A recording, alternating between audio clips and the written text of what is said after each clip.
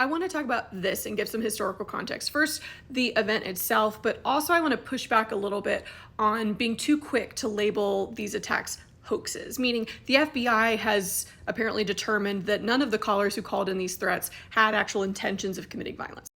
Now, first off, let's be very clear. These threats were in response to the assassination of Charlie Kirk, which we know now was committed by a white Christian man. Like, the Black community had nothing to do with it. This is just very clearly using this political assassination as an excuse to continue committing acts of terror against Black Americans, because that's what this is. Calling in these threats, fake or not, hoaxes or not, is kind of right out of like the KKK playbook of the Reconstruction era. So let's go back to the 19th century, and especially this moment when these HBCUs were founded.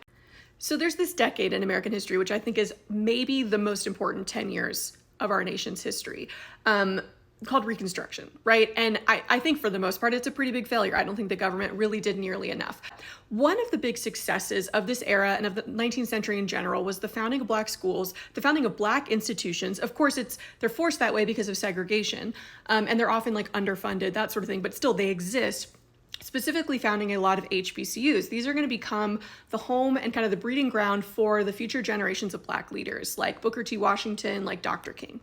Of course, also in this decade of Reconstruction, we see the rise of the KKK, right? Because they become essentially this vigilante terrorist group that is pushing back against federal control over the former Confederacy. And they're doing everything they can to send a message to these newly emancipated Black Americans that, like, we still see you, we know you're there, we don't want you here. And they're going to do everything that they can to try to like control Black Americans' behavior, get them to not vote, even if they're technically allowed to, get them to not build businesses, that sort of thing. Obviously, the KKK committed huge acts of physical violence, right? Murders, lynchings, that sort of thing. But also, they committed a lot of technically nonviolent acts of intimidation, right? You would burn a cross in someone's front yard, maybe after they went and tried to vote. It's sending a message. Now, was that person harmed? Did the person who burned the cross, did they like intend to actually do harm to that person? I don't know. I guess there's no way to prove that, but harm was already done.